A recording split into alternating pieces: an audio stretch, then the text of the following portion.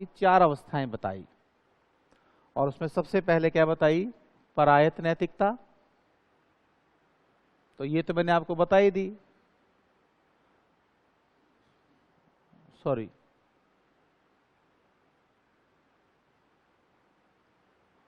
Amoral stage, अनैतिकता, अनैतिकता की अवस्था। ठीक है, इसमें बालक किसी भी प्रकार का नैतिक नहीं होता है। तो 3-4 साल तक का बच्चा नंगा घूमता है। ठीक है, किसी को कुछ छोटा बड़ा बोल सकता है क्योंकि उसको नैतिकता का ज्ञान ही नहीं है। तो नॉर्मली अगर ग्रेड सेकंड और ग्रेड थर्ड में पढ़ाते हैं तो तब शिशु अवस्था भी पढ़ाते हैं और बाल्यावस्था भी पढ़ाते हैं। तो फिर नैतिकता का क्रम पढ़ाते हैं कि शिशु अवस्था में नैतिकता होती नहीं है।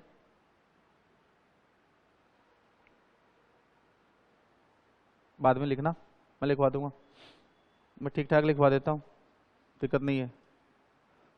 ठीक है, इस पे रखा करो ध्यान। समझाने का पार्ट हमेशा साइकोलॉजी में 70% रहता है, क्योंकि साइकोलॉजी पूर्ण रूप से है ही समझने का सब्जेक्ट।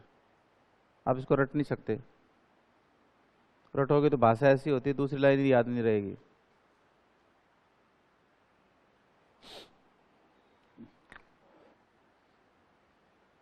नैतिकता का क्रम समझो आप। एक शिशु अवस्था का बालक है, एक बाल्यावस्था का बालक है और एक किशोरावस्था का। शिशु अवस्था के बच्चे के हाथ में 2 केले हैं, शिशु अवस्था के हाथ में, क्लियर। और उससे उसका बड़ा भाई है बाल्यावस्था का और उससे बड़ा है किशोरावस्था का। अगर कोई केला मांग ले तो शिशु अवस्था का बच्चा दोनों केलों में से केला देगा क्या? नहीं देगा। वो और भी ले सकता है लेकिन देगा नहीं अपना केला, क्योंकि उसको पता ही नहीं है कि सहयोग करना चाहिए या किसी को देना चाहिए, दूसरों की सहायता कर, ऐसा कोई भाव ही नहीं है ना। बच्चे में स्वार्थी गुण होते हैं, बच्चा नैतिक नहीं होता है, इसलिए बच्चे में अनैतिकता होती है। बाल्यावस्था में आ गए, उसका छोटा भाई शिशु अवस्था का बालक है, बाल्यावस्था के बच्चे के पास में 2 केले हैं, क्लियर। और अब उसने पूछ लिया, शिशु अवस्था के बच्चे ने कहा, छोटे वाले ने, कि भैया 1 केला मुझे दो। तो बाल्यावस्था का बच्चा 1 केला दे देता है। इसका मतलब नैतिकता एक नहीं आई। लेकिन अगर 1 ही केला हो तो बाल्यावस्था का बच्चा केला नहीं देगा, वो भी स्वार्थी है। 2 होंगे तो दे देगा। इसका मतलब शिशु अवस्था में नैतिकता का विकास नहीं होता है, बाल्यावस्था में नैतिकता का विकास होने लगता है, क्लियर। किशोरावस्था में जाते ही उसके दोनों छोटे भाई हैं, 2 केले उसके पास हैं। तो बड़े भाई वो बीच वाले भाई ने मांग ले, बोले भैया 1 केला मुझे दो, तो 1 दे दिया। छोटे वाले ने भी नीचे वाले होठ निकाल के कहा मुन भी दो, है ना। तो उसने वो 1 केला जो बचा था ना वो भी दे दिया। इसका मतलब किशोरावस्था में नैतिकता का विकास हो जाता है। यस और नो? समझ आई बात? नैतिकता का विकास नहीं होता है शिशु अवस्था, होने लगता है बाल्यावस्था, हो जाता है किशोरावस्था। जीन पियाजे ने नॉर्मल नैतिकता विकास का जो समय बताया वो क्या बताया? 6 से 16 वर्ष के बच्चों पर स्टडी की। तो 3-4 साल तक तो बच्चे में क्या होती है? प्रायत नैतिकता होती ही नहीं है। ये शिशु अवस्था की बात है। और 6 से पीछे की अगर बात करोगे, देख लो आप, ये शिशु अवस्था है, ठीक है। नंबर 2 है परायत नैतिकता की अवस्था। परायत नैतिकता की अवस्था ये लगभग 6 से 9 साल के बीच होती है, ठीक है। 6 से 9-10 साल के बीच।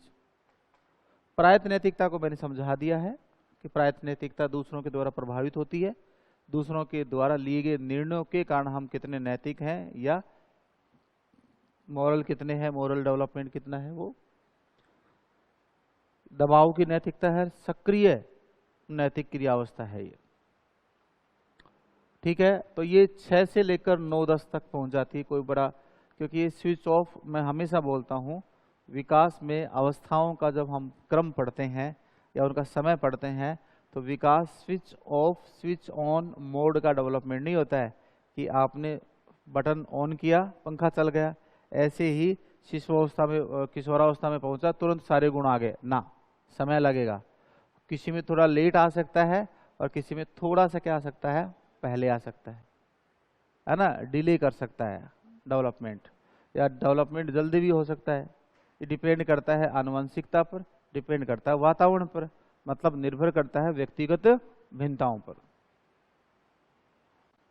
तो ये कोई कंपटीशन नहीं है, मैंने बताया था कंपटीशन नहीं है कि उनका बच्चा कितने चलने लग गया, 12 महीने का चलने लग गया तो मेरे वाला 10 का ही चले, ये कोई कंपटीशन नहीं है। हो सकता है आपका 15 महीने में चल जाए, क्या दिक्कत है, 18 तक चले जाए कोई दिक्कत नहीं, 18 के बाद नहीं चलता है तो फिर डॉक्टर को दिखाओ, या 16-17 के आसपास दिखा लो, क्योंकि हर बच्चा इंडिविजुअल डिफरेंसेस के साथ है, व्यक्तिगत भिन्नताएं हैं, इसलिए अपन ये तो कह ही नहीं सकते, नहीं कह सकते ना, तो इस बात का ध्यान रखना आप। फिर नंबर 3 आती है संक्रमणशील अवस्था।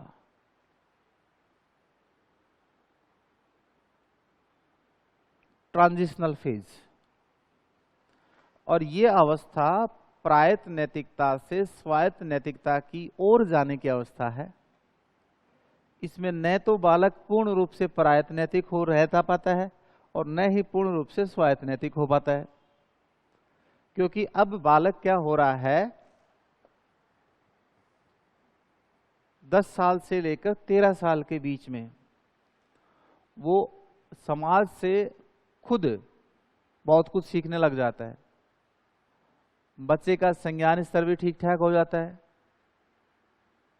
ठीक है, वो खुद के निर्णय भी लेने लग जाता है, सामाजिक आदर्शों को थोड़ा बहुत अपनाने भी लगता है, उसका विवेकशील चिंतन भी थोड़ा ठीक ठाक हो जाता है। लेकिन इतना भी नहीं हो पाता है कि सारे निर्णय ही क्या ले ले, खुद ले ले। तो धीरे धीरे वो क्या हो रहा है, ट्रांसफॉर्म हो रहा है, बदल रहा है। कहां से कहां, बोलो कहां से कहां जाएगा, स्वायत्त से प्रायत्त पे जाएगा या प्रायत्त से स्वायत्त पे, प्रायत्त नैतिकता से कहां जाएगा, स्वायत्त नैतिकता पे जाएगा। क्लियर, इसलिए इसको क्या कहते हैं, संक्रमणशील अवस्था। क्यों, इसमें प्रायत्त नैतिकता के भी गुण होते हैं और किसके, स्वायत्त नैतिकता। यही बताया मैंने आपको, किशोरावस्था में संक्रमणशील अवस्था होती है कि नहीं होती है किशोरावस्था। तो संक्रमणशील अवस्था में बालक प्रायत्त नैतिकता से कहां जाता है, स्वायत्त नैतिकता की ओर जाता है। क्लियर, और न तो बालक पूर्ण रूप से स्वायत्त नैतिक है, न बालक पूर्ण रूप से प्रायत्त नैतिक है। ठीक है, इसमें दोनों अवस्थाओं के गुण पाए जाते हैं, इसलिए हम इसको क्या कहते हैं, संक्रमणशील अवस्था। और फिर नंबर 4 पे आ जाएगी आपकी कौन सी अवस्था, बताओ, स्वायत्त नैतिक अवस्था। स्वायत्त नैतिक अवस्था, और ये 12 से मान लो या 13 से मान लो, कहां तक हो जाएगी, 16 तक। ठीक है, तो ये डेवलपमेंट बता दिया था जीन पियाजे ने 1932 में ही, और लॉरेंस कोलबर्ग आता है 1958 में।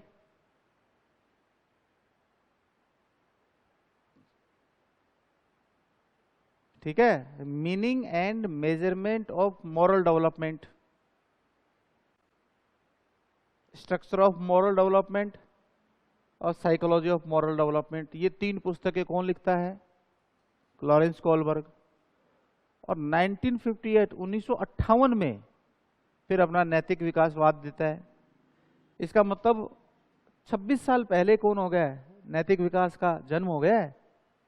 लेकिन जीन पियाजे संज्ञान विकासवाद पे इतना ज्यादा बिजी था कि उसको नैतिक विकास को आगे बढ़ाने का क्या नहीं मिला, मौका नहीं मिला। और कोइंसिडेंस शिकागो विश्वविद्यालय में जीन पियाजे अपना लेक्चर देने जाता है और वहां पर उसको क्या मिल जाता है, लॉरेंस कोलबर्ग। और लॉरेंस कोलबर्ग जब वो रिसर्च कर रहा होता है, उस रिसर्च को दिखाता है, क्योंकि पहले कौन काम कर चुका है, जीन पियाजे कर चुका है, तो वो अपने रिसर्च को दिखाता है तो बड़ा प्रभावित होता है। तो वो क्या कहता है, मेरी नैतिकता ये नहीं कहती है कि मैं तेरे काम को दबाऊं, है ना, मैं तुम्हें अप्रिशिएट करूंगा और इसके बाद मैं नैतिक विकास पर कार्य करना नहीं चाहता, मैं कॉग्निटिव पे करूंगा, संज्ञान विकास पे काम करूंगा और आप किस पे करो, नैतिक। इसलिए फिर आगे बढ़ावा किसको मिल गया, लॉरेंस को। और तुलनात्मक रूप से लॉरेंस कोलबर्ग की जो थ्योरी थी वो ज्यादा अच्छी थी, बजाय कि ये भी सही है, इसमें कोई गलती नहीं है, लेकिन तुलनात्मक रूप से ज्यादा व्यवहारिक थ्योरी किसकी थी, लॉरेंस कोलबर्ग की। इसलिए हम कोलबर्ग की थ्योरी को पढ़ते हैं। और इस बेवकूफी को, इस मिसअंडरस्टैंडिंग को, मतलब यह अपने इस अज्ञान को लोग क्या बता देते हैं कि नैतिक विकासवाद का जनक कौन है, कोलबर्ग। कमाल है यार, जो काम 26 साल पहले हो चुका, 1958 1932, 26 साल हो गए कि नहीं हो गए, आप उसमें इतना बड़ा ब्लंडर मिस्टेक कर सकते हो। कारण है हम सीधा पढ़ाने लग जाते हैं, संज्ञान विकास पढ़ाया, नैतिक पे सीधा कोलबर्ग पर जाते हैं। तो बच्चे के माइंड में क्या आएगा, कोलबर्ग ही रहेगा नैतिक विकासवाद का जनक, क्योंकि आपने पढ़ाया है वो उसको। अब क्लियर है बात, ठीक है। तो ये हो गया आपका किसका, जीन पियाजे का नैतिक विकासवाद।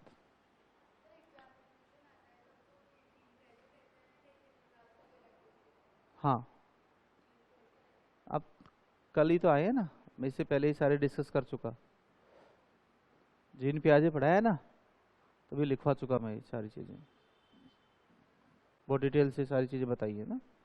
ये तो वापस में ये जो एक अंतर है ना जो आपस में, कि हम क्या गलती करते हैं, किस वजह से ऐसा कहा गया, तो वो क्लियर किया है मैंने कि भाई साहब नैतिक विकास का जनक जीन पियाजे है, ना कि कोलबर्ग है। ठीक है। और जानकर हैरानी होगी आपको कि कई विद्वान साथियों ने तो अपनी किताब में भी लिख दिया।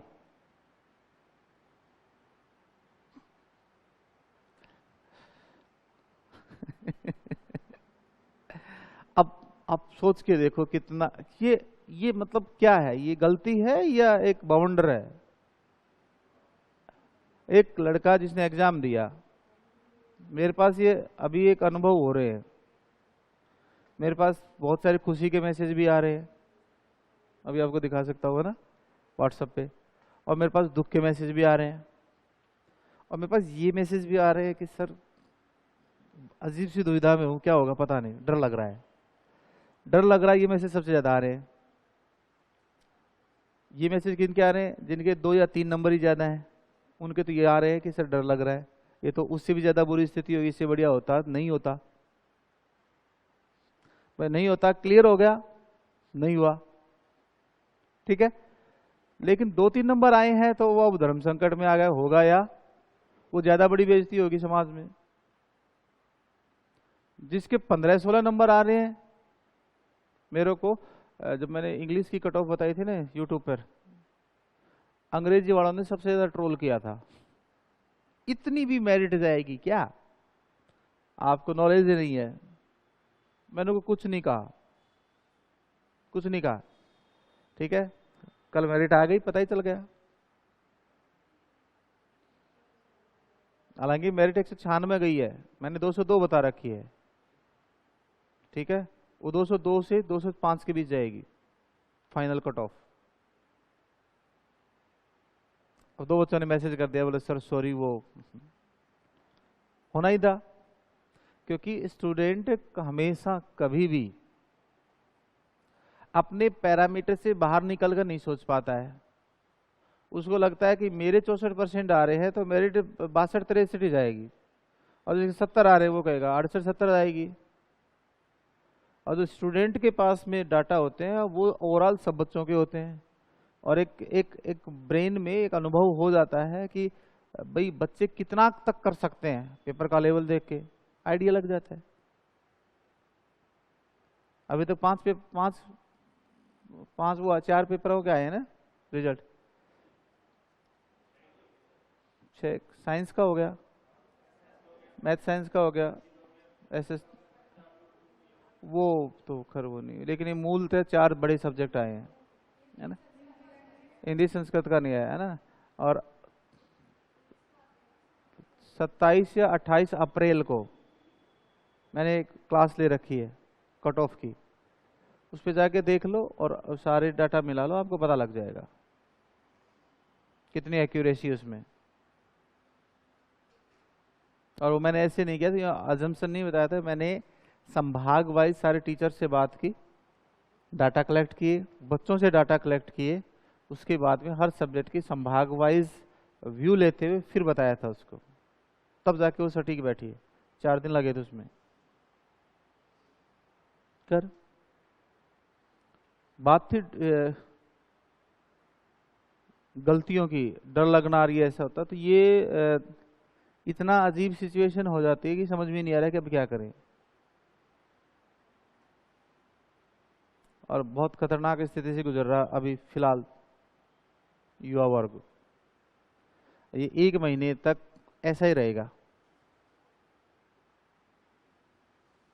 और उनकी पीड़ा के साथ साथ हम भी प्रभावित होते हैं, इसमें कोई शक नहीं है। आपने मेरा वीडियो 11:30 बजे देखा, उत्सुकता जाग गई, और आपके 2 या 3 नंबर ही क्या हैं, ज़्यादा हैं, आप तुरंत फ़ोन मिलाओगे मेरे को ही, नंबर भी उसी में है ना वीडियो में। सर मेरे इतने बन रहे, क्या होगा मेरा? वो यार ये तो पता नहीं अब तेरा क्या होगा, लेकिन मुझे इतना पता चला कि अगले 1 घंटे मुझे नींद नहीं आएगी। वजह है आपकी स्लीपिंग साइकिल बनना शुरू होती है, तो जब लेटते हैं तो उसके 15-20 आधे घंटे तक जाके आपको नींद होती है। बच्चों वाली नींद तो रही नहीं ना, पड़े और टप देने से आ गई, ऐसा तो होता ही नहीं है ना। अब तो विचार श्रृंखला ज्यादा हो गई है, तो विचार श्रृंखला ज्यादा है तो नींद लेट आएगी, क्योंकि दिमाग को रेस्ट कम धीरे मिलेगा, प्रोसेस धीरे होगा, स्लो डाउन कम होता है। बहुत बार ऐसा होता है, कई बार 3-3 बज जाते हैं सोचते सोचते कि यार क्या बताएं इनको, कई बार जवाब ही नहीं होते हैं, पता होता है कि इसका नहीं होगा, और ये बात वो नहीं सुनना चाहता है, और ये बात मैं कहना भी नहीं चाहता हूं, लेकिन हकीकत यही होती है। सामने दिख रहा है भाई 164 गई और 100 आपके 65 ही नंबर है, तो जाहिर सी बात है पता लग रहा है ना। और नैतिक रूप से अजीब सी स्थिति में आ जाते हैं। तो ये 4 प्रकार की नैतिकताएं हैं। और नैतिकता हाँ, बात ये चल रही थी कि एक क्वेश्चन, मान लीजिए फाइनल कट ऑफ जारी हो रही है, और उसका एक क्वेश्चन ऐसा गलत हो गया कि आपने अपनी किताब में लिख रखा है नैतिक विकास का जनक कोलबर्ग है, और वो क्वेश्चन उसका क्या हो गया, गलत हो गया, सिलेक्शन से आउट हो गया ना। इसका नैतिक रूप से अपराधी कौन है? टीचर। गलत इन्फॉर्मेशन, बच्चे ने तो श्रद्धा भाव से विश्वास किया कि नहीं किया, किया ना, तो ये उस बच्चे का पूरा भविष्य क्या हो जाता है, अंधकार में। तो जब कम पढ़ा लो, बेटर ये है कि आपको नहीं आता है तो वो मत बताओ, कम से कम नैतिक अपराधी तो नहीं बनोगे, भाई मुझे नॉलेज नहीं था नहीं बताया। लेकिन अगर आपने गलत बता दिया और फिर ठड्डे से आप ये कहोगे नहीं यही होता है, तो वो फिर दुगुना अपराध है। और सबसे अच्छी बात तो ये होती है कि अगर नहीं आता है तो स्वीकार कर लो, नहीं आता है भाई, कल देख के बताऊंगा, अभी नहीं आ रहा है। इससे बढ़िया टीचर की कोई अच्छी पॉलिसी नहीं है, इससे बढ़िया। आपको नहीं आता है ना, तो नैतिकता यही कहती है कि नहीं आता तो बताओ मत, वरना आप इसका क्या कर दोगे, बच्चे का नुकसान कर दोगे। हो सकता है बच्चा आपको 2 मिनट के लिए क्या समझे, गलत, कि गुरुजी को नहीं आवा है, ठीक है, इसका प्रभाव बहुत अल्पकालिक है, कि को नहीं आओ तो को नहीं आओ, क्लियर, ठीक है ना। और दूसरे दिन आप उसको बता दो तो बच्चे के दिमाग से बात आउट हो जाएगी। लेकिन अगर आपने इसको गलत बता दिया तो इसका प्रभाव बहुत बड़ा आएगा और नुकसानदायक आएगा, क्लियर।